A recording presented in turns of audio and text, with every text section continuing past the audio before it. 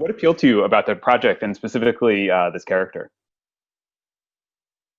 I just, from the moment I read the first script, I just had a gut feeling that there was going to be a sort of a giant amount of space to explore. This world felt really huge, but there was also an intimacy within Lenina that felt kind of, that's infinite too, right? Our kind of the insides of us. And I loved that.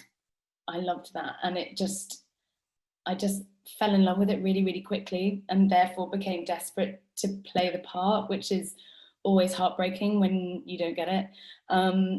But I was so lucky to get this opportunity. So I just adored it. It was great.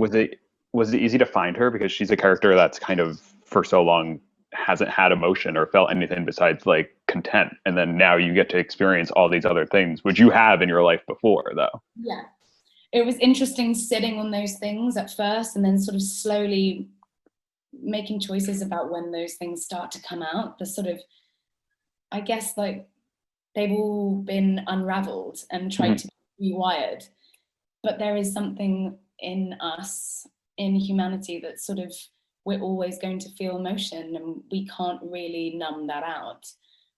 And I guess when we meet her, she's already kind of working on a balancing act. She's already pushing the boundaries, and there's a privacy to her that she's already exploring, and she's trying to understand the things within her that she doesn't even have, like she can't even articulate those feelings, and she definitely can't talk to anyone about it. So that was exciting, starting with someone who was already on that journey, and it just goes wayward, as opposed to sort of not thinking about anything and then kind of going into a different space. So that was great to do that. How did you find this character? Because he's finding emotions kind of for the first time ever. Like, how did you get into that like headspace? That was really fun.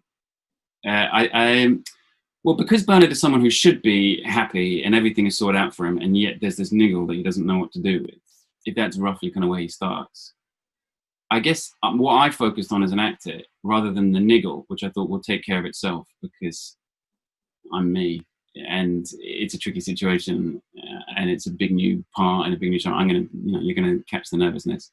Actually, just focus on being as happy and put a positive spin and being as genial and like a great diplomat crossed with, a hotel manager, and really focus on that and make him as warm and friendly and varied and colourful as possible. So you can't write off the New Londoners as these brainwashed kind of C-3POs. You want to care about them. They just live in a somewhat strange system, but they're people. And so I really wanted people to be able to kind of engage with him and laugh with him. And he's somewhat silly, and I like that to start with. What was it about this character specifically that appealed to you? Well, I just thought, the writing of the show in all the characters really were, it was so cool to me that this show obviously takes place in this big, fantastical, imaginative world, poses all these philosophical questions, kind of reflects all these things about the way societies can function, but that really in every moment you're living in the most emotional, painful, messy, joyful, confusing part of everybody's day-to-day lives. And that the fact that it was rooted in such humanity even a show that takes on so many big questions, I thought was a wonderful kind of magic trick that David was able to accomplish, and the other writers. This book is a classic, it's based on a classic book, obviously, and there are some major changes like right off the bat. What do you say to viewers that like may see that and be turned off and like don't want anything to do with it? Yeah, I mean, my philosophy on this is like, if you want to bring something to the screen, they're different mediums. The most important thing is to capture, I've done now several things that were adapted from books, and if you're capturing the real spirit of it and the real intelligence of it, I think like in a way the show becomes a better delivery system for us to understand the present moment in certain ways, because it's designed to do that. And they're just two different experiences. East of Eden is one of my favorite films, and the book is my favorite novel, and they are completely different.